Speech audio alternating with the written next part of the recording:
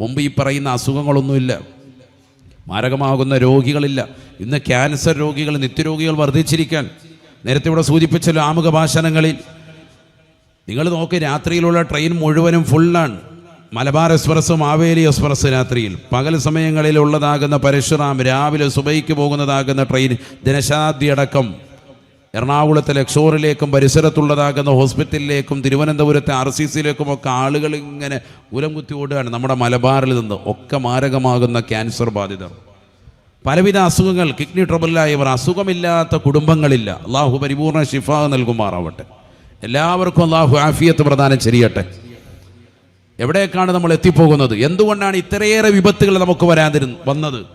പണ്ട് കാലങ്ങളിൽ ഇത്രയേറെ വിപത്തുകളില്ല. എന്തുകൊണ്ട്? പണ്ട് ഉള്ളതുകൊണ്ട് സംതൃപ്തി അടയുകയും ഹലാലായ ഭക്ഷണങ്ങൾക്ക് പ്രാമുഖ്യം കാണിക്കുകയും നല്ല വിക്രം, ഔറാദും നമസ്കാരവും തഖ്വയും ആർജിച്ചുകൊണ്ട് ജീവിതം സംശുദ്ധമാക്കുകയും ചെയ്തിരുന്നു. ഇന്നത് ഒരളവോളം നഷ്ടപ്പെട്ടു പോയി. ഖുർആനോത്ത് വളരെ കുറഞ്ഞു പോയി നമ്മളിൽ. റമദാൻ ആവണം, അതിനുവേണ്ടി മാത്രം നിൽക്കുകയാണ്. ഞാനിപ്പോൾ അതിലേക്ക് പോകുന്നില്ല. ആയത്തുകളും ഹദീസുകളും ഡസൻ കണക്കിന് അതിലേക്ക് ഓതാൻ പറ്റും ഖുർആൻ ഓതുന്ന വിഷയവുമായി ബന്ധപ്പെട്ട്. ഞാനിപ്പോൾ ഇതിലേക്ക് പോകുന്നില്ല. ഞാൻ വീണ്ടും തിരിച്ചു വരുന്നു. അള്ളാഹു കരുണാമയനാണ്. ഹബീബായ റസൂലുള്ളാഹി സ്വല്ലല്ലാഹി അലൈഹി വസല്ലം തങ്ങൾ ലോകർക്ക് മുഴുവനും കാരുണ്യമായിട്ട് നിയോഗിക്കപ്പെട്ട പ്രവാചകനാണ്. പരിശുദ്ധ ഖുർആനാണ് ആ പ്രവാചകർക്ക് നൽകിയ കാറ്റലോഗ്. നമ്മളിലേക്ക് മാനവരാശികൾക്ക് മുഴുവനും ദർശനമായി പ്രവാചകനിലൂടെ നൽകിയതാകുന്ന ഖുർആൻ കാരുണ്യത്തിൻ്റെ ഗ്രന്ഥമാണ്. ആ ഖുർആൻ ഓതിയാൽ കാരുണ്യം ലഭിക്കും. ഇത്രയാണ് ഇപ്പോൾ നമ്മൾ പറഞ്ഞു വെച്ചിട്ടുള്ളത്. ഇനി അടുത്ത പോയിന്റിലേക്ക് വരാൻ ശരിക്കും മനസ്സിലാക്കണം. ലോകത്ത് അള്ളാഹു സുബ്ഹാനഹു വ തആല ഏറ്റവും കൂടുതൽ കാരുണ്യം ചൊരിഞ്ഞിട്ടുള്ളത്, അള്ളാഹും റസൂലും ഹദീസിലൂടെ ഖുർആനിലൂടെ ഏറ്റവും കൂടുതൽ കാരുണ്യം ചൊരിഞ്ഞിട്ടുള്ള വിഭാഗം അത് രോഗികളാണ്. ശരിക്കും മനസ്സിലാക്കണം. രോഗികൾക്കാണ് ഏറ്റവും കൂടുതൽ അള്ളാഹു കാരുണ്യം ചൊരിഞ്ഞിട്ടുള്ളത്.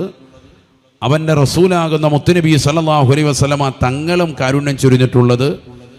അയിമ്മത്തുകൾ മുഴുവനും അവരെ ഗ്രന്ഥങ്ങളിലൂടെ കൃത്യമായി ഖുർആനും ഹദീസിൽ കൊണ്ട് ഇസ്തിംബാത്ത് ചെയ്തുകൊണ്ട് മസലകൾ പുറപ്പെടുവിച്ചിട്ടുള്ളത് ഒക്കെ രോഗികൾക്ക് വേണ്ടിയിട്ടുള്ളതാണ്. രോഗികളെ പ്രത്യേകം പരിഗണിക്കുകയാണ് ഇസ്ലാം. എത്രയോ സംഭവങ്ങൾ, എത്രയോ ആയത്തുകൾ എടുത്തു പറയാൻ പറ്റും. നോക്കൂ നിങ്ങൾ, പരിശുദ്ധ ഇസ്ലാമിൽ ഏറ്റവും വേണ്ടതാണല്ലോ നിസ്കാരം. ആ നിസ്കാരത്തിന് വേണ്ടി പോകുന്ന സമയത്ത് വുളൂ അനിവാര്യമാണ്. അതിൻ്റെ ഷർത്തിൽപ്പെട്ടതാണ്. വുളൂ എടുക്കാൻ പറ്റാത്തൊരവസ്ഥയിലേക്ക് വുളൂവിൻ്റെ അവയവങ്ങളിൽ മുറിവ് വന്നു, അവിടെ നിങ്ങൾക്ക് വെച്ചുകെട്ടുണ്ടായാൽ രോഗിയോട് വെള്ളം ഉപയോഗിക്കണമെന്ന് പറഞ്ഞിട്ടില്ല. രോഗികൾക്ക് ഇളവ് അല്ലാഹു കൊടുത്തു. നിങ്ങൾ അവിടത്തേക്ക് തയമ്മം ചെയ്താൽ മതി. നമുക്ക് നിങ്ങൾ രോഗികൾ കൊടുക്കുന്ന വിശുദ്ധമായ ഇസ്ലാമിൻ്റെ വിശാലമാക്കപ്പെട്ട കാരുണ്യം എത്രത്തോളം വലുതാണ്. നിങ്ങളവിടെ വെള്ളം ഉപയോഗിക്കേണ്ട.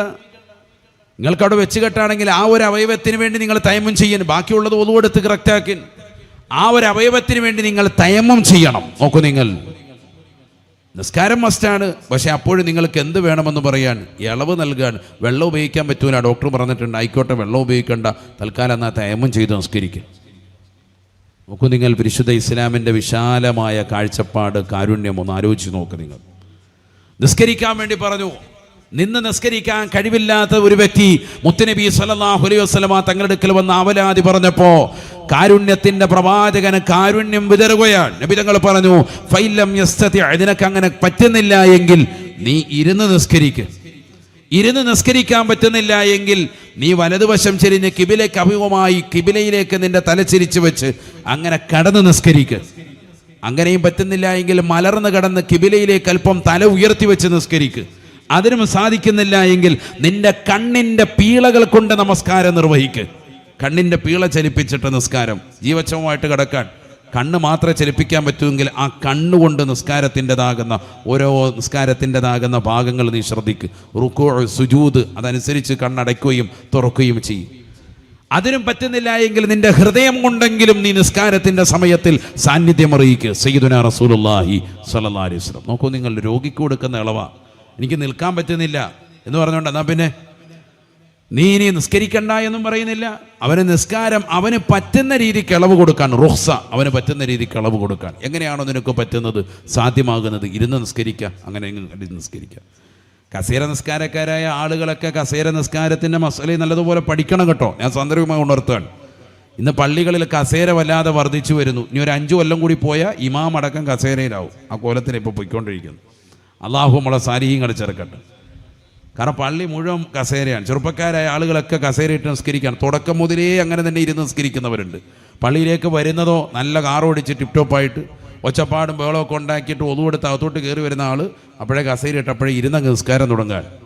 നിനക്കങ്ങനെ ഇരിക്കാൻ പറ്റുമോ? ഓരോരുത്തർക്കും ഓരോ പ്രയാസമുണ്ടാകും. റുക്കൂവിന് പ്രയാസമുള്ളവരുണ്ടാകും, സുജൂദിന് പ്രയാസമുള്ളവരുണ്ടാകും, മുട്ടുമടക്കൽ ബുദ്ധിമുട്ടുള്ളവരുണ്ടാകും, എന്നാൽ നിൽക്കാൻ പ്രയാസമില്ലാത്തവരുണ്ടാകും. അതുകൊണ്ട് പലർക്കും പല രീതിക്കാണ് മസല. കസേര നിസ്കാരത്തെക്കുറിച്ച് ഞാൻ പറഞ്ഞത് യൂട്യൂബിലുണ്ട്, സമയം പോലെ നിങ്ങളത് കേൾക്കുക. ഇനി അതിന് പറ്റുന്നില്ല, നിങ്ങളുടെ മഹല്ലിലെ കാളിമാരോട്, ഉസ്താദുമാരോട്, വദൂദ് ഉസ്താദിനെ പോലെയുള്ള നമ്മുടെ ആലിമീങ്ങളോട്, മുദരിസുമാരോട് ചോദിച്ച് മസലകൾ മനസ്സിലാക്കുക. അല്ലാതെ തോന്നിയതുപോലെയുള്ള നമസ്കാരത്തിൻ്റെ ശൈലി അത് പാടില്ല. അത് പ്രത്യേകം ശ്രദ്ധിക്കണം. സ്ത്രീകളടക്കം അത് ശ്രദ്ധിക്കണം. സ്ത്രീകളടക്കം നല്ലതുപോലെ ശ്രദ്ധിക്കണം. വെറുതെ കൂടി ചെറിയൊരു മുട്ടുവേന വരുമ്പോൾ, ഒരു കാലിനൊരു പ്രയാസം വരുമ്പോൾ വേഗം തന്നെ കസേര ഇട്ട് തുടക്കം മുതലേ ഇരുന്ന് നിസ്കരിച്ചാൽ ആ നിസ്കാരം പറ്റൂല. നിസ്കാരത്തിൻ്റെ ഷറത്തിൽപ്പെട്ടതാണ് നിസ്കരിക്കാൻ കഴിവുള്ള വ്യക്തി നിന്ന് നമസ്കരിച്ചേ പറ്റൂ. ഫർള് നമസ്കാരം, സുന്നത്ത് നമസ്കാരം ഇരുന്ന് നിസ്കരിക്കാം. എന്നാൽ തുഹ്ഫ അടക്കമുള്ള ഗ്രന്ഥങ്ങളിൽ, കർമ്മശാസ്ത്ര ഗ്രന്ഥങ്ങളിൽ, ഷാഫി മദ്ഹബുകളിൽ പ്രബലമായത് ഇരുന്ന് ഒരാൾ നിന്ന് നമസ്കരിക്കേണ്ടതാകുന്ന വ്യക്തി നല്ല കഴിവുണ്ട്, പക്ഷേ അയാൾ ഇരുന്നാണ് നിസ്കരിക്കുന്നത് സുന്നത്ത്. ഉദാഹരണം തറാവീഹ് 20 റക്അത്തുണ്ടല്ലോ, ഇരുന്ന് തന്നെ തുടക്കം മുതൽ അങ്ങനെ നിസ്കരിച്ചാൽ, നിന്ന് നമസ്കരിക്കാൻ കഴിവുള്ള ഒരു വ്യക്തി ഇരുന്ന് നമസ്കരിക്കൽ അനുവദനീയമാണെങ്കിലും അയാൾക്ക് പകുതി കൂലിയേ കിട്ടുകയുള്ളൂ. കാരണം കഴിവുള്ള ആളായിരുന്നു നിന്ന് നിസ്കരിക്കാൻ, അയാൾ ഇരുന്നാണ് നിസ്കരിച്ചത്, കൂലി പകുതിയായിപ്പോൾ. അതുകൊണ്ട് നിന്ന് നിസ്കരിക്കാൻ കഴിവുള്ള സമയം എത്ര നിന്ന് നിസ്കരിച്ചോ. എന്നാൽ അയാൾക്ക് നിന്ന് നിസ്കരിക്കാൻ കഴിവുണ്ട്, അയാൾക്ക് ഫർള് നിന്ന് നിസ്കരിക്കാൻ പറ്റുമോ? അത് പറ്റൂല, നിന്ന് തന്നെ നിസ്കരിക്കണം. സുന്നത്തിൻ്റെ കാര്യത്തിലാണ് ഇളവ്, പക്ഷെ അപ്പോൾ തന്നെ കൂലി പകുതിയെ പോകും. അതൊക്കെ അങ്ങനെ വലിയ ഗൗരവമുള്ള വിഷയമാണ്. അതുകൊണ്ടാണ് ആരോഗ്യമുള്ള കാലഘട്ടങ്ങളിൽ ഒരു കൂലിക്ക് ഒരാളെ പിടിച്ച് നിനക്ക് വേണ്ടി ഇങ്ങനെ പിടിച്ചു നിർത്താൻ ഒരാളുണ്ടെങ്കിൽ അങ്ങനെയെങ്കിലും നിസ്കരിക്കണമെന്നാണ് ഇമാമിങ്ങൾ പഠിപ്പിച്ചിട്ടുള്ളത്. നമ്മളിതൊന്നും ശ്രദ്ധിക്കുന്നില്ല. വെറുതെ കസേരയ്ക്കകത്ത് ചാടിക്കേറി അതിന് വലിയ പ്രാമുഖ്യം കൊടുക്കുന്ന ഒരു തരത്തിലേക്ക് നമ്മുടെ തലമുറ എത്തിയിരിക്കുകയാണ്. അള്ളാഹു നമ്മളെ കാക്കുമാറാവട്ടെ. അതൊക്കെ ഒരുപാട് വിശദീകരിക്കേണ്ടതുണ്ട്. ഞാനിപ്പോൾ അവിടെ വെച്ച് നിർത്താൻ. ഞാൻ ഈ അടുത്തൊരു പള്ളിയിൽ ചെന്നപ്പോൾ പള്ളിയിൽ ഏറ്റവും ബാക്ക് സൈഡിലായിട്ട്, അകത്തെ പള്ളിയാണ്, അതിന് തന്നെ ഏറ്റവും ബാക്ക് സൈഡിലായിട്ട് ഒരു ഡെസ്കും ബെഞ്ചും സൗകര്യം ചെയ്തിരിക്കുന്നതായിട്ട് കണ്ടു. അതൊക്കെ തീർത്തും തെറ്റാണ്. എന്തുകൊണ്ട്? ഈ ബെഞ്ച് സൗകര്യം ചെയ്യാന്ന് പറഞ്ഞാൽ ഇരുന്ന് നമസ്കരിക്കുന്ന ആളുകൾ അവിടെ പോയി ഇരുന്ന് നമസ്കരിക്കുമ്പോൾ അയാൾക്ക് സുജൂദ് എന്ന് പറയുന്നത് പലർക്കും പല കോലത്തിലാണ്. എനിക്ക് നല്ലതുപോലെ കുനിയാൻ സാധിക്കും, എൻ്റെ അത്രയും ചിലപ്പോൾ വേറൊരാൾക്ക് സാധിക്കൂല. അപ്പോൾ ഈ എല്ലാവർക്കും ഒരേ അളവിൽ നീ സുജൂദിന് വേണ്ടി നല്ല സ്കൂളിൽ പഠിക്കുന്ന മേശ പോലെ ഫ്രണ്ടിലേക്ക് സെറ്റ് ചെയ്ത് കൊടുത്താൽ അവൻ കുനിയേണ്ടവനാണ്. അവനെ കുനിയാതെ പകുതിക്ക് വെച്ച് നിർത്തിയതാരാ? പള്ളി കമ്മിറ്റിക്കാരാണ്. നിങ്ങളാണ് നരകത്തിലോട്ട് പോവുക. അള്ളാഹു ആക്കുമാറാവട്ടെ. അതുകൊണ്ട് ആ പരിപാടിയൊക്കെ നിർത്തണം. അതൊക്കെ ആവശ്യമില്ലാത്ത വിവരക്കേടാണ്.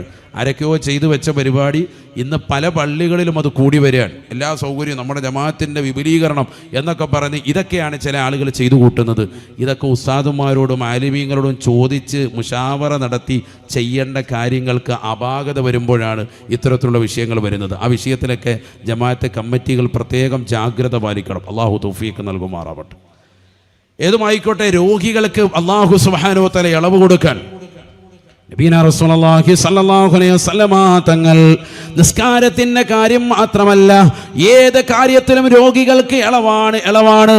ആദരവായ റസൂലുള്ളാഹി സ്വല്ലല്ലാഹു അലൈഹി വസല്ലമ തങ്ങൾ പറഞ്ഞുവല്ലോ, ഇന്നൽ അബ്ദ ഇദാ കാന അലാ ത്വരീഖത്തിൻ ഹസനാ ثم مرض قيل للملك المؤكل به اكتب له ما كان يعمل صحيحا. മഹാനായ ജാബിർ റളിയല്ലാഹു അൻഹു നിവേദനം ചെയ്യുന്ന ഹദീസാണ്. ആദരവായ റസൂലുള്ളാഹി സ്വല്ലല്ലാഹു അലൈഹി വസല്ലമ തങ്ങൾ രോഗികൾ ആരാണ് എന്നുള്ളത് ലോകത്തിന് വ്യക്തമായി പഠിപ്പിക്കുകയാണ്. പലപ്പോഴും രോഗികളെ നിസാരവൽക്കരിക്കുന്നതായ ആളുകളല്ലേ, അവരെ ശ്രദ്ധിക്കാതെ പോകുന്ന സമൂഹമല്ലേ, അവരെ ഗൗനിക്കാതെ പോകുന്ന സഹോദരിമാരല്ലേ. വീട്ടിലുള്ളതാകുന്ന രോഗികൾ, അത് വാപ്പയാകട്ടെ, ഉമ്മയാകട്ടെ, സഹോദരനാകട്ടെ, സഹോദരിയാകട്ടെ, ഭാര്യയാകട്ടെ, ഭർത്താവാകട്ടെ, മക്കളാകട്ടെ, അവരെ ശ്രദ്ധിക്കാതെ പോകരുതേ. അവർക്ക് ഓർമ്മയില്ല, അവർ ഇപ്പോൾ പ്രായാധിക്യം വളരെ കൂടിയിട്ടുള്ളവരാണ്. അവരെ നോക്കിയിട്ട് കാര്യമില്ല, നോക്കുന്നത് അവർ അറിയുക പോലുമില്ല എന്ന് വാദിക്കരുതേ. രോഗികൾക്കുള്ള മഹത്വം ഇസ്ലാം വലുതായി നൽകുകയാണ്. ആദരവായ റസൂലുള്ളാഹി സ്വല്ലല്ലാഹു അലൈഹി വസല്ലമ തങ്ങൾ പറയുകയാണ്, ഇന്നൽ അബ്ദ ഇദാ കാന അലാ ത്വരീഖത്തിൻ ഹസന സുമ്മ മരിളാ. ഒരു അടിമ നല്ല രീതിയിൽ ജീവിതം നയിച്ചു കരുവേ, നല്ല സംശുദ്ധമായ ജീവിതം നയിച്ചു വന്ന സഹോദരനാണ്. വീട്ടിൽ കൃത്യമായി കാര്യങ്ങൾ നോക്കി നടത്തിയിരുന്ന ഭർത്താവാണ്. രാവിലെ ജോലിക്ക് പോയ മനുഷ്യനാണ്. കൃത്യമായി നമസ്കാരങ്ങൾ ചിട്ടവച്ചവനാണ്. അവ്വല് വഖത്തിൽ ജമാഅത്ത് പള്ളിയിൽ പോയി നമസ്കരിച്ചവനാണ്. എല്ലാ ദിവസവും ഖുർആൻ ഓതിയിരുന്നവനാണ്. വിക്റുകൾ ചൊല്ലിയിരുന്നവനാണ്. വിക്റിന്റെ മജ്‌ലിസുകൾക്ക് പ്രാമുഖ്യം കാണിച്ചവനാ.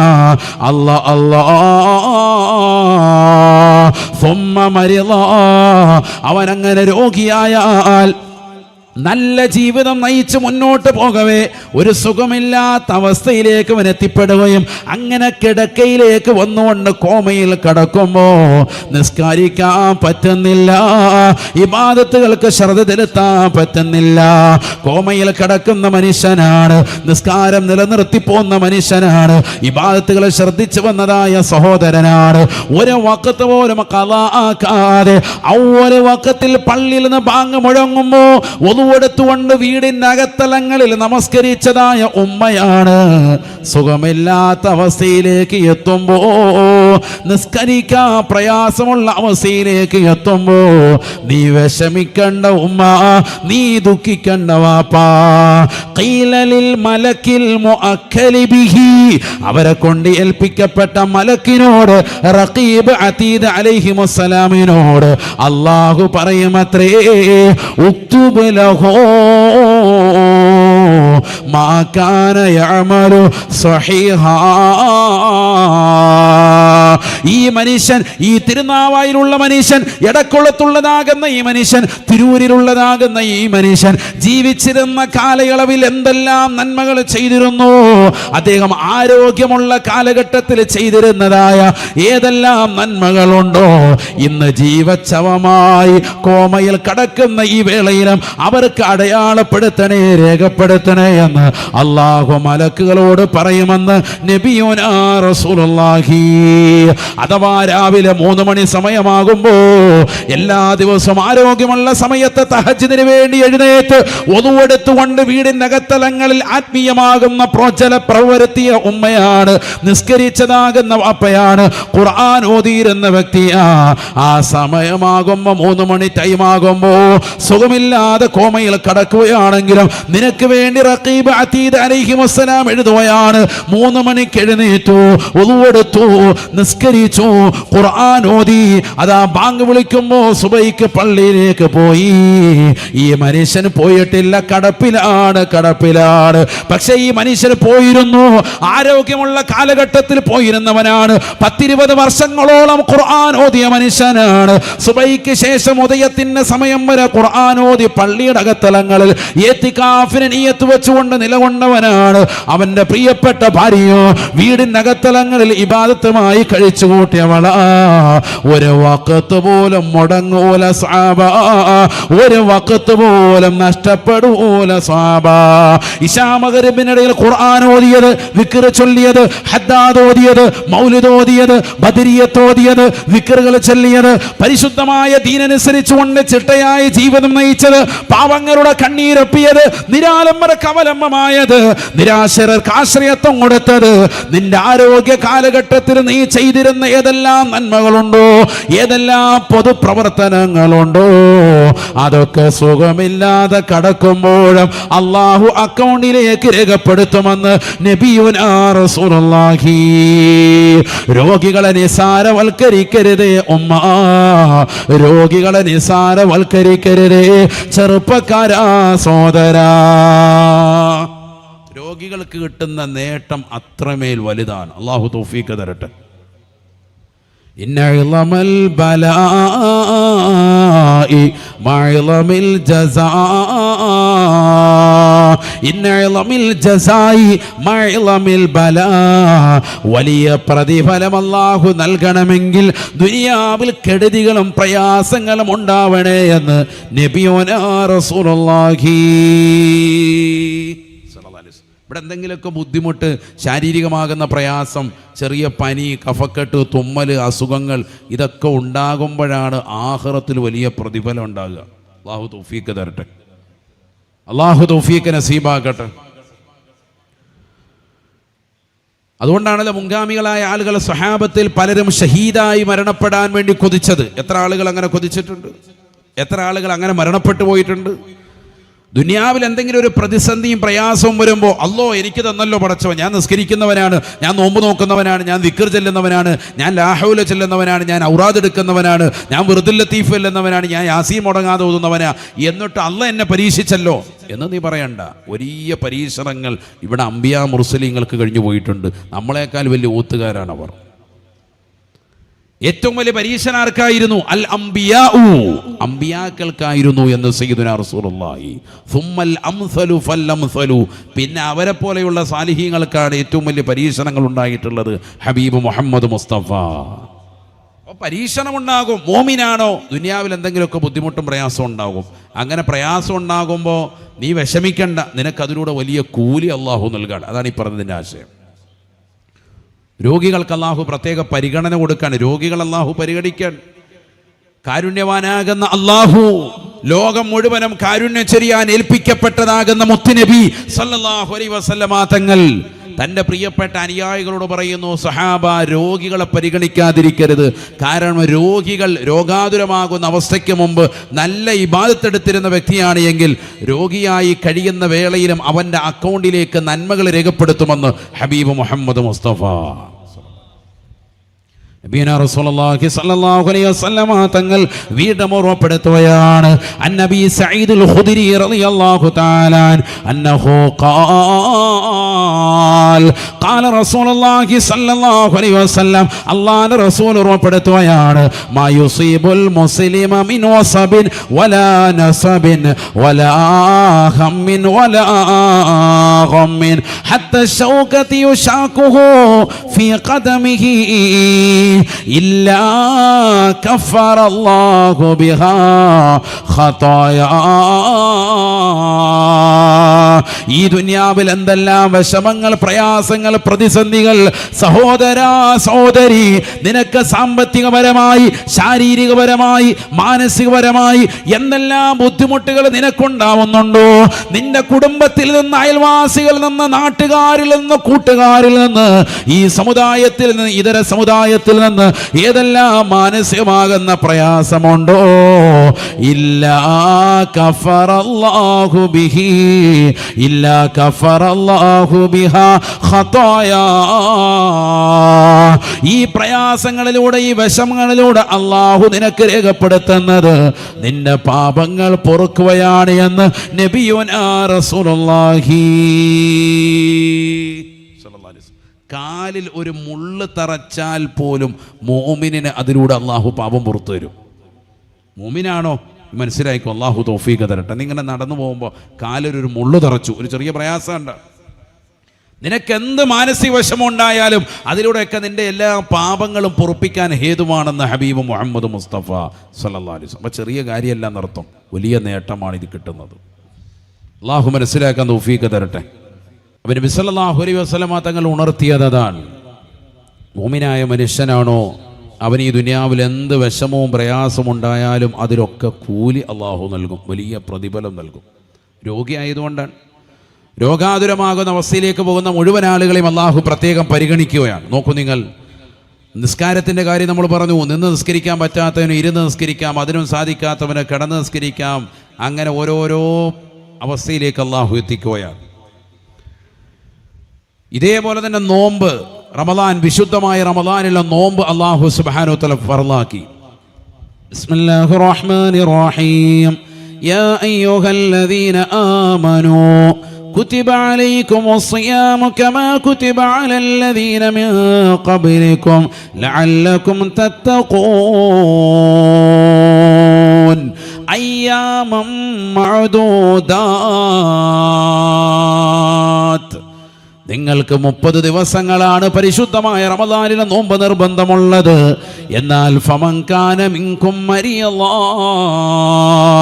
ഔ അലാ സഫരിൻ ഫഇദ്ദതും മിൻ അയ്യാമിൻ ഉഖർ. നിങ്ങൾ രോഗിയാണോ, നിങ്ങൾക്ക് അല്ലാഹു ഇളവ് നൽകുകയാ. രോഗികൾക്ക് വിശുദ്ധമായ റമദാനിലെ നോമ്പ് പോലും അല്ലാഹു വിടുതൽ ചെയ്യുകയാണ്. നിങ്ങൾ ഇപ്പോൾ പിടിക്കേണ്ടതില്ല. ഫഇദ്ദതും മിൻ അയ്യാമിൻ ഉഖർ.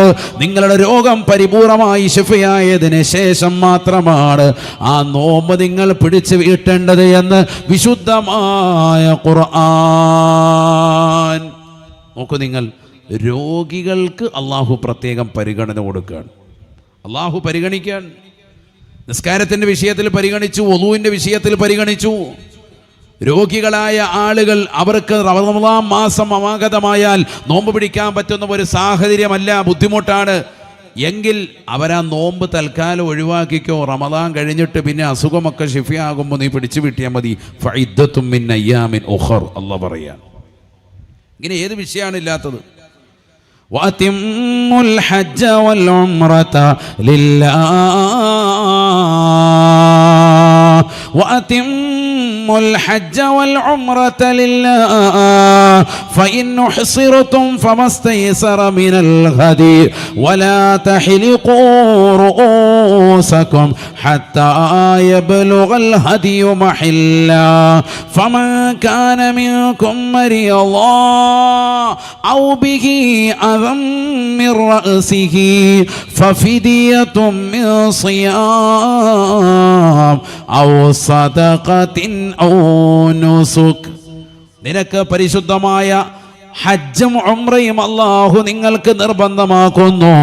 എന്നാൽ ഹജ്ജിന് ബുദ്ധിമുട്ടായാൽ, നിങ്ങൾക്ക് തടയപ്പെട്ടാൽ, ഹജ്ജിന് പ്രയാസമാകുന്നൊരവസ്ഥയിലേക്ക് നിങ്ങൾ എത്തിച്ചേർന്നാൽ നിങ്ങൾ തൽക്കാലം ഫിദിയ നൽകി അതിൽ നിന്ന് ഒഴിവാകണേ എന്ന് വിശുദ്ധമായ ഖുർആൻ. രോഗാതുരമാകുന്ന അവസ്ഥയിലേക്ക് എത്തിപ്പെടുകയോ ഹജ്ജിന്റെ അമലുകളെ തൊട്ട് തടയപ്പെടുകയോ ചെയ്താൽ ഫഫിദിയത്തുൻ മിൻ സിയാം. നിങ്ങൾ രോഗിയായതുകൊണ്ട് നിങ്ങളെ പരിഗണിക്കാൻ അല്ലാഹ് പറയാൻ. ഇങ്ങനെ ഏത് വിഷയം എടുത്ത് നോക്ക്. സമയമില്ലാത്തതുകൊണ്ട് ഇല്ല, ആയത്ത് ഹദീസ് അതിലേക്ക് തന്നെ എത്രയോ പറയാം, എത്രയോ വിഷയങ്ങൾ. അല്ലാഹു സുബ്ഹാനഹു വ തആല കരുണാമയനാണ്. അവൻ പരിശുദ്ധമായ ഖുർആൻ നൽകിയത് കാരുണ്യത്തിന് വേണ്ടിയിട്ടാണ്. പരിശുദ്ധ പ്രവാചകരോ കാരുണ്യത്തിൻ്റെ പ്രവാചകരാണ്.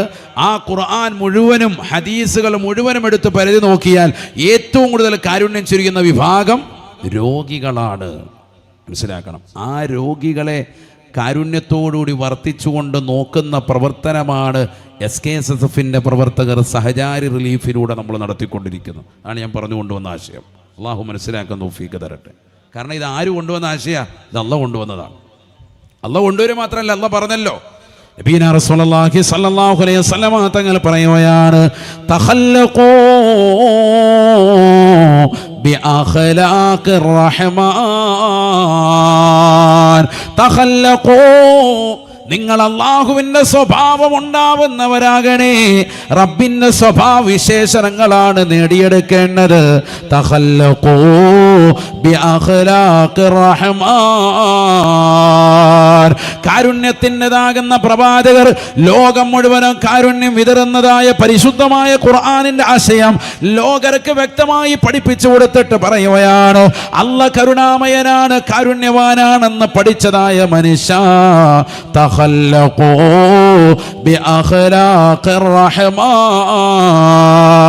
റഹ്മാനാകുന്ന റബ്ബിൻ്റെതാകുന്ന കാരുണ്യമെന്ന വിശേഷം കൊണ്ട് നിങ്ങൾ വിശേഷണമുള്ളവരാകണേ. നിങ്ങൾ സൃഷ്ടികളിലേക്ക് കാരുണ്യം ചൊരിയണേ. അവരിൽ നിന്ന് രോഗികളെ പ്രത്യേകം പരിഗണിക്കണേ. കാരണം അള്ളാഹു പരിഗണിച്ചത് രോഗികളെയാണ്.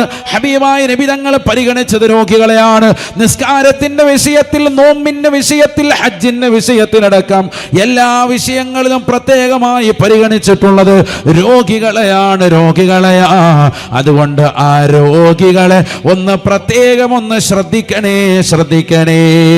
അവരെ ശ്രദ്ധിക്കുകയാണ്. സഹജാരി റിലീഫ് സെല്ലിന്റെ പ്രവർത്തനത്തിലൂടെ 5,24,00,000 രൂപ 2024 ഓരോ പള്ളികളുടെ അകത്തളങ്ങളിൽ വന്നുകൊണ്ട് അവിടെയുള്ളതാകുന്ന പാവപ്പെട്ട മുഅ്മിനീങ്ങളെ മുന്നിൽ കൈനീട്ടി യാചിച്ച് ബക്കറ്റിലൂടെ കിട്ടിയതാകുന്ന നാണയത്തൊട്ടുകൾ കൊണ്ടുവന്ന് സ്വരൂപിച്ച് കേരളക്കരയിലുള്ള പാവപ്പെട്ടതാകുന്ന മുഅ്മിനീങ്ങൾ മുഅ്മിനാത്തുകളടക്കം നിത്യരോഗികളായ ആളുകൾക്ക്, നിരാലംബരായ ആളുകൾക്ക്, നിരാശ്രയരായ ആളുകൾക്ക് ആശ്രയത്വം കൊടുക്കുകയാണ്. അവർക്കതാ നന്മ ചെയ്യുകയാണ്, അവർക്ക് കാരുണ്യം വാരി നൽകുകയാണ്. ഇതാരുടെ വിശേഷണമാണ്? ഇത് അല്ലാഹുവിൻ്റെ വിശേഷണമാണ്. ഇത് പരിശുദ്ധ പ്രവാചകന് പഠിപ്പിച്ച ആശയമാ. ഇർഹമൂ മൻ ഫിൽ അർള് യർഹമുകും മൻ ഫിസ് സമാ. ഭൂമിയിലുള്ളവർക്ക് നിങ്ങൾ കരുണ ചൊരിയണേ, ആകാശത്തിന്റെ അധിപനായ അല്ലാഹു നിങ്ങൾക്ക് കരുണ ചൊരിയുമേ എന്ന് നബിയോനാ റസൂലുള്ളാഹി. ഇത് കരുണ ചൊരിയണമെങ്കിൽ നമ്മളിൽ എന്ത് വേണം? കരുണ വേണം. കരുണ വരാനുള്ള മാർഗ്ഗമാണ് പറഞ്ഞത്. എന്ത്? നമ്മൾ ഖുർആൻ ഓതുകയും ഇത്തരത്തിലുള്ള നന്മയാർന്ന പ്രവർത്തനങ്ങളുമായി ബന്ധപ്പെട്ട് നിലകൊള്ളുകയും ചെയ്യണം. അള്ളാഹു തൗഫീഖ് തരട്ടെ. അള്ളാഹു കരുണാമയനാണ്. പ്രവാചകൻ ലോകം മുഴുവനും കാരുണ്യം നൽകുന്ന വ്യക്തിയാണ്. ഖുർആൻ കരുണ വിഭാവനം ചെയ്യുന്ന ഗ്രന്ഥമാണ്. മുഅ്മിനായ നമുക്ക് കാരുണ്യം ഉണ്ടാവണമെങ്കിൽ നമ്മൾ കാരുണ്യ പ്രവർത്തനങ്ങൾ ചെയ്യണം, ഖുർആൻ ഓതണം. അപ്പോഴേ ലഅല്ലക്കും തുർഹമൂൻ, നിങ്ങൾക്ക് ഉറപ്പായും അള്ളാഹു കരുണ ചൊരിയുകയുള്ളൂ. അള്ളാഹ് പറഞ്ഞതാണ്. ലഅല്ല എന്ന പദം സാധാരണ രീതിയിൽ ഖുർആനിൽ ഒഴിച്ച് പറയുമ്പോൾ ലിത്തറജിയാണ്. പക്ഷെ ഖുർആനിൽ പറഞ്ഞാൽ അധിക സ്ഥലങ്ങളും ലിത്തഹഖീഖി. ഇമാം താജുദ്ദീൻ സുബ്കി റഹിമഹുല്ലാ ജമുൽ ജവാമിൽ രേഖപ്പെടുത്തി വെക്കുന്നു ലഅല്ല ലിത്തഹഖീഖ്. ലഅല്ലക്കും തുർഹമൂൻ എന്ന് പറഞ്ഞാൽ കാരുണ്യം ചൊരിഞ്ഞേക്കാമെന്നല്ല, ഉറപ്പായും നിങ്ങൾക്ക് കാരുണ്യം ചൊരിയും എന്നാണ് അവിടെ അർത്ഥമെന്ന് മഹാന്മാർ പഠിപ്പിക്കുകയാണ്. അള്ളാഹു മനസ്സിലാക്കാൻ തൗഫീഖ് തരട്ടെ. മനസ്സിലാക്കണം. അതുകൊണ്ട് തന്നെ ഉറപ്പായി നമ്മുടെ ഹൃദയത്തിൽ കാരുണ്യമുണ്ടാകും ഖുർആൻ നല്ലതുപോലെ ഓതിയാൽ. മറ്റുള്ളവരിലേക്ക് കാരുണ്യം നമ്മൾ ചൊരിയുമ്പോൾ അള്ളാഹു നമുക്കതിലൂടെ ഖൈർ തരും. അതാണ് പറഞ്ഞത് ഇർഹമൂ മൻ ഫിൽ അർള് യർഹമുകും മൻ ഫിസ് സമാ. നിങ്ങൾ ഭൂമിയിലുള്ളവർക്ക് കരുണ ചൊരിഞ്ഞാൽ, എങ്ങനെ? സാധുക്കളെ സഹായിച്ചാൽ, നിത്യരോഗികളായ ആളുകളെ സഹായിക്കുന്ന SKSFന്റെ പ്രവർത്തകരെ സഹായിക്കുന്നു. സഹജാരി റിലീഫിലേക്ക് എൻ്റെ വക, നേരത്തെ സൂചിപ്പിച്ച പോലെ ജാരിയുടെ വിഷയത്തിലേക്കും നിങ്ങളുടേതാകുന്ന നല്ല ഒരു സ്വതക്ക നിങ്ങൾ നൽകിയാൽ യർഹമുകും മൻ ഫിസ് സമാ, ആകാശത്തിൻ്റെ അധിപനായ പടച്ചറബ് നിങ്ങൾക്ക് കാരുണ്യം ചൊരിഞ്ഞു തരും. അല്ലാഹു തൗഫീഖ് തരട്ടെ. അതിനേക്കാൾ വലുതെന്താ? റബ്ബിൻ്റെ കാരുണ്യം നമുക്ക് ലഭിക്കണമെങ്കിൽ എന്ത് വേണം? നമ്മൾ കാരുണ്യം ചൊരിയുന്നവരാകണം. എല്ലാ സൃഷ്ടിജാലങ്ങളോടും, എല്ലാവരോടും അങ്ങനെ തന്നെയാണ്. നബിയുനാ റസൂലുള്ളാഹി സ്വല്ലല്ലാഹു അലൈഹി വസല്ലമ തങ്ങൾ ഖബ്ബല ഹസൻ ഇബ്നു അലി, മഹാനാകുന്ന അലി റളിയല്ലാഹു അൻഹു മകനായ നബി തങ്ങളുടെ പേരക്കുട്ടിയാകുന്ന ഹസൻ റളിയല്ലാഹു അൻഹുവിനെ ചുംബിക്കുകയാണ്. അപ്പോൾ അഖറ ഇബ്നു ഹബീസ് റളിയല്ലാഹു അൻഹു പറയുകയാണ്, ഇന്നലി അശറതൻ മിനൽ വലദ് മാ ഖബ്ബൽതു വഹിദൻ മിൻഹും യാ റസൂലല്ലാഹ്. 10 മക്കളുള്ള വ്യക്തിയാണ് നബിയെ ഞാൻ, ഇന്നവരെ ഒരാളെയും ചുംബിച്ചിട്ടേ ഇല്ല. ആദരവായ നബി തങ്ങൾ പറയുന്നു, ഇന്നഹു ലാ യർഹമു മൻ ലാ യുർഹം. കുട്ടികളോട് കാരുണ്യം ചൊരിയാത്തവന് അല്ലാഹു കാരുണ്യം ചൊരിയില്ല എന്ന് നബിയുനാ റസൂലുള്ളാഹി. കുട്ടികളെ നന്നാക്കണം. നേരത്തെ ഇവിടെ നമ്മുടെ MLA വളരെ മനോഹരമായി കുറഞ്ഞ സമയം സംസാരിച്ചുള്ളെങ്കിലും കാര്യഗൗരവമായ വിഷയമാണ് പറഞ്ഞത്. കുട്ടികളിലുള്ള ലഹരിയുടെ ഉപയോഗം. അള്ളാഹു നമ്മുടെ മക്കളെയൊക്കെ സാലിഹ്യങ്ങൾ ചേർക്കട്ടെ. ഒരു 3 മാസം മുമ്പ്, നോമ്പിന് മുമ്പാണെന്ന് തോന്നുന്നു, തിരൂരിലുള്ളതാകുന്ന ഒരു വ്ളോഗർ, ഒരു പെണ്ണ്, നമ്മൾ ദൂരെയുള്ള പറയണ്ടല്ലോ, തെക്കും വടക്കും ദൂരോട്ടൊന്നും പോകണ്ട, നമ്മുടെ നാട്ടിൽ തന്നെ പറയാം. അവർ തന്നെ വ്ളോഗ് ചെയ്തുകൊണ്ട് പറഞ്ഞു, ഒരുത്തനെ കൂടെ നിർത്തിയിട്ട് പറഞ്ഞ് എന്ത്, അപ്പം ഫുള്ള് ഒരു ഉമ്മായെ കൊണ്ടുവന്ന് നിർത്തിയ പർദ്ദയൊക്കെ ധരിച്ച്, എന്നിട്ട് അവർ വന്നിട്ട് പറയുന്നത് എൻ്റെ മകൻ ലഹരി ഉപയോഗിക്കുന്ന വ്യക്തിയാണ്. അവൻ ലഹരി ഉപയോഗിക്കുന്നത് ആ ഉമ്മ തന്നെ കണ്ടുപിടിച്ചു. ആ ഉമ്മ അവസാനം ഇത് പോലീസ് കേസാക്കാൻ കാരണം ആ ഉമ്മയെ കയറി പിടിക്കാൻ ഈ മകൻ തയ്യാറായി എന്നുള്ളതാണ്. അള്ളാഹു കാക്കുമാറാവട്ടെ. ആലോചിച്ച് നോക്ക്, ചെറിയ വയസ്സുള്ള മകനാണ്. പക്ഷേ അതേ വ്ളോഗറുടെ മുന്നിൽ തന്നെ ഈ ഉമ്മ പിന്നെ പ്രത്യക്ഷപ്പെട്ടു കേട്ടോ. 1 മാസം കഴിഞ്ഞപ്പോൾ ആ മകൻ നന്നായി തിരിച്ചു വന്നു എന്ന് പറഞ്ഞു. അൽഹംദുലില്ലാഹ്, അള്ളാഹു കബൂലാക്കുമാറാവട്ടെ. ഏതു ആയിക്കോട്ടെ, നമ്മുടെ മക്കൾക്കിടയിൽ അത്തരത്തിലുള്ള പ്രവർത്തനങ്ങൾ വരുന്നുണ്ട് എന്ന് മനസ്സിലാക്കണം. വലിയ വിഷയമാണത്, ചെറിയ വിഷയമല്ല. വളരെ ഗൗരവത്തിൽ കാണേണ്ട വിഷയമാണ്. പുതിയ തലമുറയെ നന്നാക്കാൻ വേണ്ടി പരിശ്രമിക്കണം. അതിന് ചെറുപ്പം മുതലേ നമ്മൾ അതിനുവേണ്ടി പരിശ്രമിക്കണം. കുട്ടികളിൽ പൈശാചികത ഒഴിവാക്കുന്ന പ്രവണതകൾ നമ്മളിൽ എന്തെല്ലാം വരാൻ ചാൻസ് ഉണ്ടോ അതൊക്കെ ഒഴിവാക്കാനാണ് പരിശുദ്ധ ഇസ്ലാം പറയുന്നത്, എല്ലാ തരത്തിലും. അതുകൊണ്ടാണല്ലോ ഭാര്യ വിവാഹം കഴിഞ്ഞിട്ട് ഭാര്യയുടെ മൂർധാവിൽ ആദ്യം കൈവച്ചുകൊണ്ട് ദ്വാരക്കാൻ പറഞ്ഞത്. എന്താ പറഞ്ഞത്? അല്ലാഹുമ്മ ഇന്നി അസ്അലുക ഖൈറഹാ വ ഖൈറ മാ ജബൽതഹാ അലൈഹി വഅഊദു ബിക മിൻ ശർരിഹാ വ ശർരി മാ ജബൽതഹാ അലൈഹി. ഇവളിലുള്ള ഖൈറിനെ ചോദിക്കുന്നു. കാരണം ഇവളിലൂടെയാണ് ഈ ഒരു സന്താനത്തെ ഉണ്ടാകാൻ പോകുന്നത്, ഒരു തലമുറയെ പടയ്ക്കാൻ പോവാണ്. അതുകൊണ്ട് പെണ്ണിനെ കാണുമ്പോൾ ആദ്യം വിവാഹം കഴിഞ്ഞിട്ട് പെണ്ണിനെ പിടിച്ച് ലിപ് ലോക്ക് വെച്ചിട്ട് നല്ല റാഹത്തായിട്ട് ചുംബനം കൊടുത്തു നടക്കലല്ല വേണ്ടത്. ആദ്യം ചെയ്യേണ്ട പണി ഇതാ. അപ്പം അതാ നടക്കുന്നത്. ആദ്യം കാണുമ്പോൾ തന്നെ ഉമ്മ കൊടുക്കാൻ റാഹത്ത്.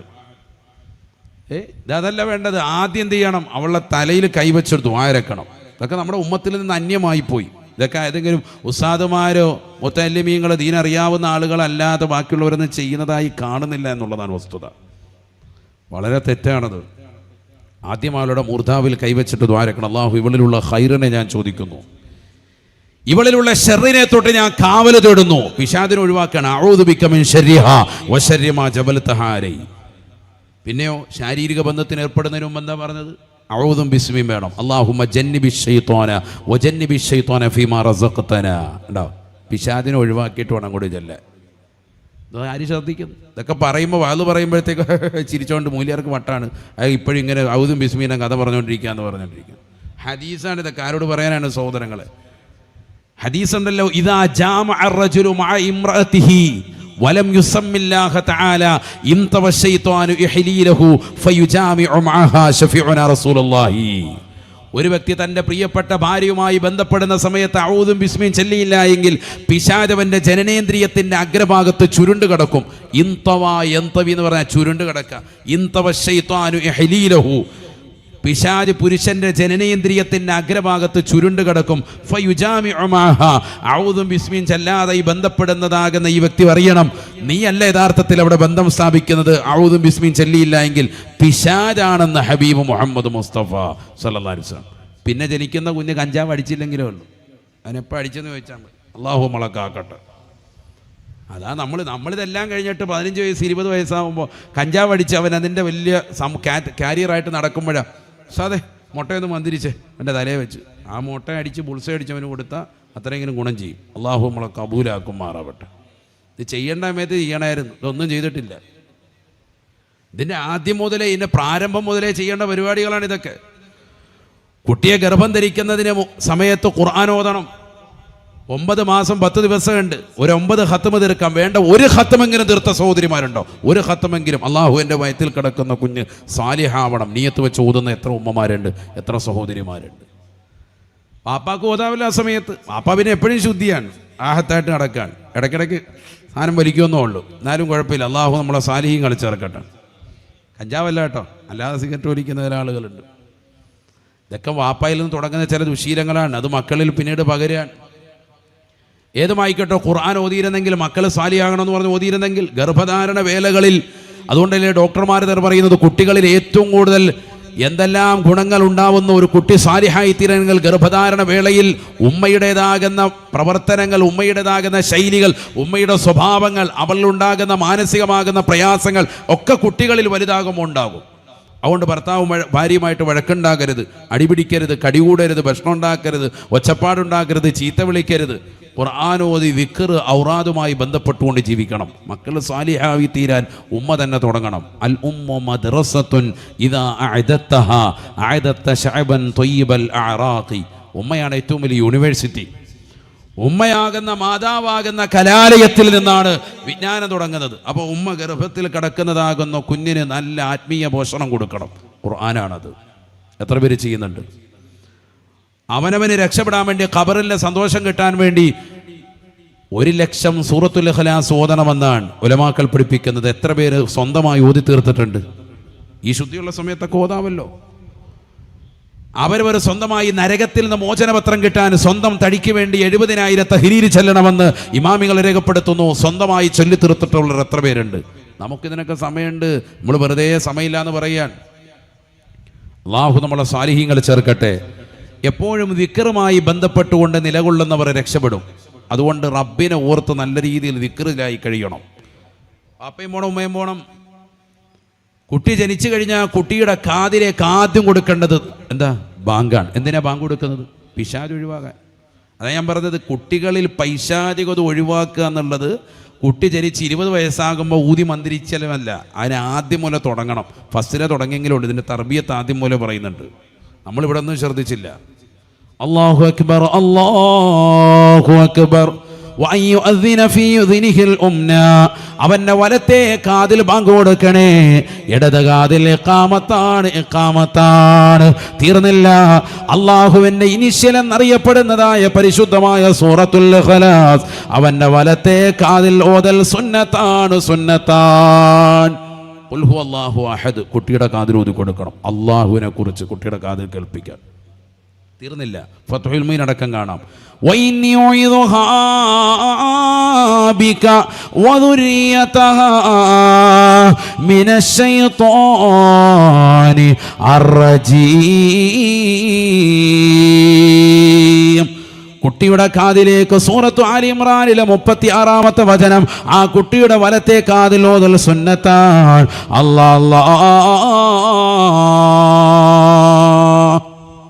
എത്ര പേര് ശ്രദ്ധിക്കുന്നുണ്ട്? എത്ര പേര് ശ്രദ്ധിക്കുന്നുണ്ട്? മഹാനാകുന്ന ഇമ്രാൻ റളിയല്ലാഹു അൻഹു, അദ്ദേഹത്തിന്റെ ഭാര്യയാകുന്ന ഹന്നത്ത് ബീബി റളിയല്ലാഹു അൻഹയ്ക്ക് പ്രസവിക്കപ്പെട്ടതാകുന്ന പൊന്നുമോള് മറിയം ബീബി റളിയല്ലാഹു അൻഹയാണ്. ഹന്നത്ത് ബീബി മറിയമിനെ പ്രസവിച്ചിട്ടുകൊണ്ട് അതാ ഓതുകയാണ്. ഞാൻ ഇവൾക്ക് മറിയമെന്ന് പേര് വെക്കുന്നു. വഇന്നി ഉഇദുഹാ ബിക വദുരിയതഹാ മിനശ്ശൈത്വാനി അർറജീം. ഞാൻ ഇവളെയും ഇവളുടെ സന്താന പരമ്പരകളെയും ശപിക്കപ്പെട്ട പിശാചിനെ തൊട്ട് ശരണം തേടുന്നു. അല്ലാഹ് കാവലാക്കണേ അല്ലാഹ്. ഹന്നത്ത് ബീബി റളിയല്ലാഹു അൻഹ എന്ന മാതാവ് തന്റെ പ്രിയപ്പെട്ടതാകുന്ന പൊന്നുമോൾക്ക് വേണ്ടി ഇത്തരത്തിലുള്ളൊരു കാവൽ തേട്ടം നടത്തിയിട്ട് പിന്നീട് ആ പരമ്പരയിൽ ഇന്ന് വരെ ഒരാൾ പോലും കടന്നു വന്നിട്ടില്ല. മറിയം ബീവിയുടെ അല്ലാഹു ലോകത്ത് സമ്മാനിച്ച പ്രവാചകനല്ലേ സയ്യിദുനാ ഈസാ നബി അലൈഹിസ്സലാം. പ്രവാചകരല്ലേ, പൈശാചികത പരിപൂർണമായി ഒഴിവാക്കിയതാകുന്ന വ്യക്തിയല്ലേ. ഖാല ഇന്നി അബ്ദുല്ലാഹ് ആതാനിയൽ കിതാബ് വജഅലനി നബിയ്യാ വജഅലനി മുബാറകാ ഐനമാ കുന്തു വഔസാനി ബിസ്സലാത്തി വസ്സകാ മാ ദുംതു ഹയ്യാ. പരിശുദ്ധമായ ഖുർആനിലൂടെ ഈസാ നബി അലൈഹിസ്സലാം ലോകത്തോട് തൊട്ടിലിൽ കടന്നുകൊണ്ട് വിളിച്ചു പറഞ്ഞതാകുന്ന സംഭവങ്ങൾ അല്ലാഹ് ഖുർആനിലൂടെ അടയാളപ്പെടുത്തുമ്പോൾ പറയുകയാ, ഞാൻ ബറക്കത്തുള്ള വ്യക്തിയാണ്, ബറക്കത്തുള്ള വ്യക്തിയാണ്. വജഅലനി മുബാറകാ. ബറക്കത്തുള്ള വ്യക്തിയാക്കി അല്ലാഹു കുഞ്ഞിനെ മാറ്റി. എന്താ കാരണം? ഉമ്മയുടെ ദുആയാണ്. നമ്മളിവിടെ എന്താ ചെയ്യുന്നത്? നമ്മളിവിടെ ആര് ബാങ്ക് കൊടുക്കുന്നു? എത്ര പേര് ശ്രദ്ധിക്കുന്നു? ബാങ്കിന് എത്രയോ മണിക്കൂറുകൾക്ക് ശേഷമാണ്. ആരെങ്കിലും തപ്പി വിളിച്ചു കൊണ്ടുവരികയാണ്. അതൊന്നും വേണ്ട. അവിടെ നല്ല ശുദ്ധിയുള്ള ഏതെങ്കിലും സ്ത്രീകളുണ്ടെങ്കിൽ വേഗം തന്നെ അവർ തന്നെ കൈകാര്യം ചെയ്തോ. ആളെ തപ്പി വിളിച്ച് അന്വേഷിച്ച് വരേണ്ടതില്ല. ആ ബാങ്കിന് പ്രത്യേകം ശ്രദ്ധിക്കണം. ഇത്രയും വേഗം കൊടുക്കുക എന്നുള്ളതാണ്. വലത്തെ കാതിൽ ബാങ്ക്, ഇടത് കാതിൽ ഇഖാമത്ത്. ഒരു സൂറത്തുൽ ഇഖ്ലാസ്, വഇന്നി ഉഇദുഹാ ബിക വദുരിയതഹാ മിനശ്ശൈത്വാനിർ റജീം. ആലി ഇമ്രാൻ 36-ാമത്തെ ആയത്ത്. തീർന്നില്ല. അറാഫ് സൂറത്തിലെ 56-ാമത്തെ വചനം, ആ ഉമ്മയെയും കുഞ്ഞിനെയും ചേർത്ത് കിടത്തിയിട്ട്, തള്ളയെ കിടത്തണം, അതിനപ്പുറത്ത് കുഞ്ഞിനെ, രണ്ടുപേരെ ചേർത്ത് കിടത്തിയിട്ട് ഓതണം. അതൊക്കെ ഇമാമികൾ പഠിപ്പിച്ചതാണ്, വെറുതെ പറയുന്നതല്ല. അള്ളാഹു തൗഫീഖ് തരട്ടെ. അപ്പം അത് ഓതാൻ അറിയാവുന്ന, അവരെ കാണാൻ പറ്റുന്ന ആൾ തന്നെ വേണം അവിടെ ഇരുന്ന് ഓതാൻ. അപ്പോഴേ അത് ശരിയാവുള്ളൂ.